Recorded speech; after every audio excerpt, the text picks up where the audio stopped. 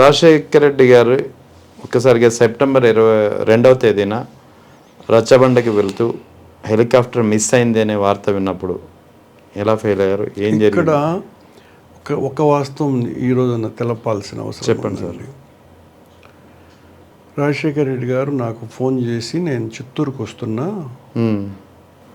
ఫలానా వ్యక్తి పెళ్ళి కార్యక్రమం ఒకటి, అట్లాగే రచ్చబండ చేద్దాం కర్ణ అని అన్నాడు. అని అంటే నేను తీవ్రంగా అబ్జెక్ట్ చేశాను. స్వెరన్ గార్డ్ వాస్తవం చెప్తున్నాను. మీరు అబ్జెక్ట్ చేశారు? వద్దన్నయ్య. ఎందుకంటే ఆ చిత్తూరు ఎమ్మెల్యే సికే బాబు గారు అని ఉండేవారు. అతను కూడా రాజశేఖర రెడ్డి గారికి చాలా సన్నిహితుడిగా ఉండేవాడు.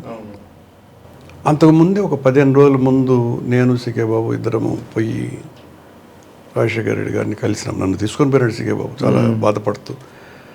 దాదాపు 1.5 గంట ఒక రకంగా రాజశేఖర రెడ్డి గారిని చిత్రహింస ఇతని బాధంతా వెళ్ళబుచ్చుకున్నాడు సికే.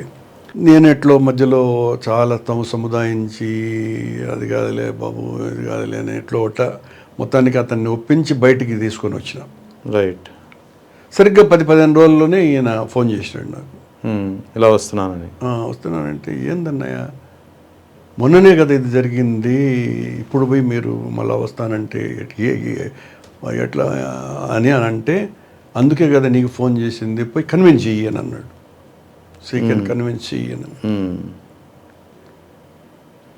చాలా కష్టం అన్నయ్య, చేయలేను నేను అని కూడా చెప్పాను. నేను చేసి తీరాల్సిందే, హుకుమే, వెంటనే బయలుదేరు అని అన్నాడు. నిజంగా దారి పొడుగున దైవ నిర్ణయం చూడండి ఎట్లా ఉంటుందో.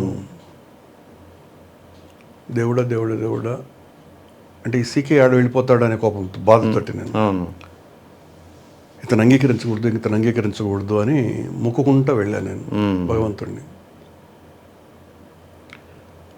ఆ సీకే బాబును ఏ క్లిష్ట సమయంలోనైనా కూడా ఆ ట్రబుల్ షూటర్గా నన్నే వాడుతూ ఉంటారు రాజశేఖర రెడ్డి గారు, రామచంద్రరావు గారు. సరే, బయట కూర్చొని ఉన్నాడు, ఇద్దరం బయట కుర్చీలలో కూర్చొని రోడ్డు మీదనే. సీకే ఇట్లా సీఎం గారు వస్తున్నారు, మొదట మీ ఇంటికి వస్తారు, మళ్ళా వాళ్ళ ఇంటికి పోయి పెళ్ళికి పోతారు అని అన్నా. ఇంకా బొంబాట్ చేస్తాడు, ఆ బొంబాట్ చేసిన విషయం నేను పాస్ ఆన్ చేద్దాం రాజశేఖర రెడ్డి గారికి అన్నది నా ఉద్దేశం. నిమిషంలో అంగీకరించినాడు అతను. మీ ఇష్టం అబ్బా,